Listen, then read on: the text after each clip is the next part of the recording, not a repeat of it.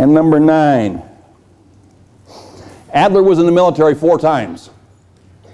The last time he was in the military, I think he was drafted in his 40s. He had 4 kids at home, went to the military, was gone for most of 3 years. This was in World War II. He went in the military, and he came back and he got together with his homies, with his friends. He got together with them at the Central Cafe. He got together with them at the Central Cafe in Vienna, or one of the coffee houses that he liked, and they said to him, Dr. Adler, what are we going to do so there will not be another great war? And here's what he said. We need to develop gemeinschaftsgefuhl. That's a German word, and there's some German speakers out here. And one of the beautiful, beautiful things about the German language, if your last name is Eisenbeis, I suppose there's some German in there, not sure. But you can take 2 or 3 words and shove them together and create your own words, which is an allowance for creativity.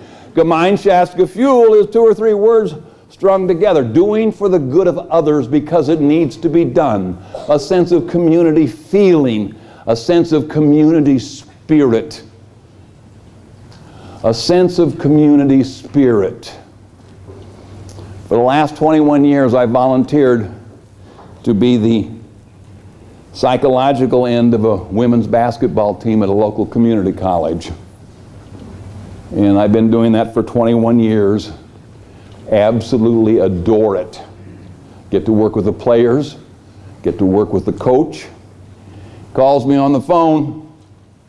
He doesn't call me Alfred Adler, he calls me Adolf Adler. I don't understand that, but that's what he calls me, yeah.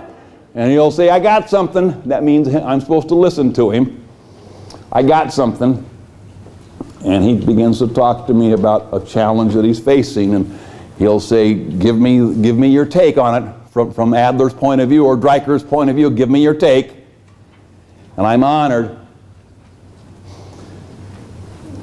Gemeinschaftsgefuhl, doing for the good of others because it needs to be done. I have a client, I see a client free.